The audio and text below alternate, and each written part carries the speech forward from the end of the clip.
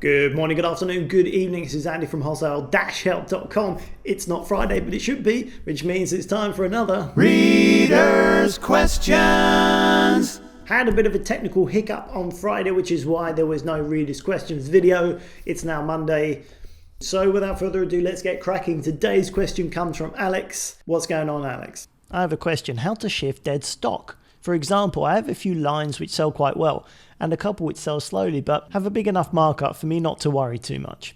Then I have two lines which, although are very common items, have not budged despite the quality being good and the price being competitive. The problem, of course, is it's a product that is heavily saturated on the eBay marketplace. Yes, I've had views, but in 5 months they have not converted into sales like my other products have. I took a punt on some men's wallets only to find unless you have a really unique type or a good brand name or extremely low prices, you won't shift them. So begs the question, what do I do? Wholesale lot maybe? Try a different marketplace? Approach a local market stall trader?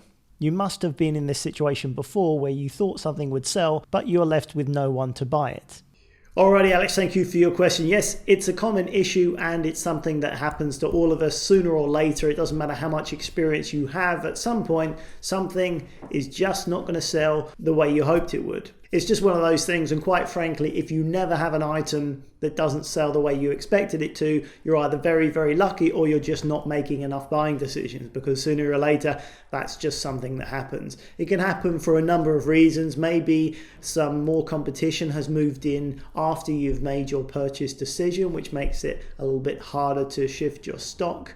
Maybe the average selling price has gone down a bit, which has taken your optimum profit out of the actual product. Or maybe you just made a bad call when you made the buying decision. There wasn't quite the right profit, or there was maybe a little bit too much competition, and it's just not working out the way you hoped it would do. So the way it goes is not a big deal. The easiest and the best thing to do is just to cut your losses, get the item sold, and then you can use that money to buy some more profitable stuff rather than holding on to stock that just isn't really going to make you any money. Having said that, sometimes it does pay to hold on to an item. For example, if there is competition in your niche at the moment, but they have a finite amount of stock and you think they probably won't get any more of that stock, then it may well pay you to wait until they sell out of their stock, and then you can come in and sell at the price you want to, in which case it's worth holding on, even if it's a few months. But if you have a relatively small buying budget and that slow selling stock is taking up a large percentage of your budget, then it might just be best to get it moved on and to buy something else. So there's some grey areas there, but effectively,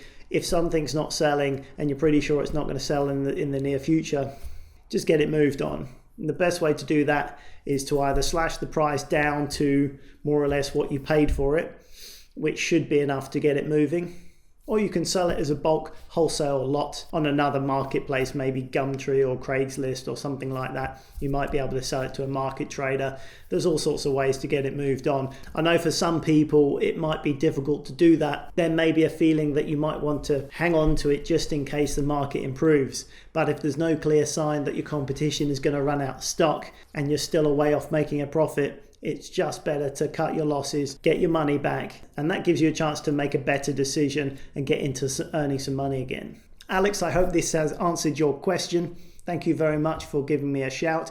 If you have a question for me, you can hit me up in the comments box below.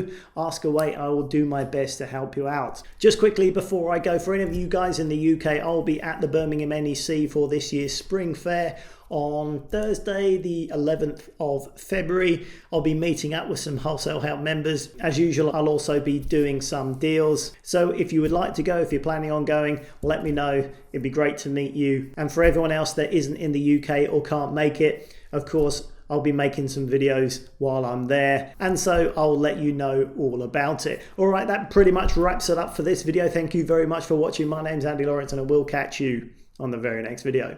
Bye for now.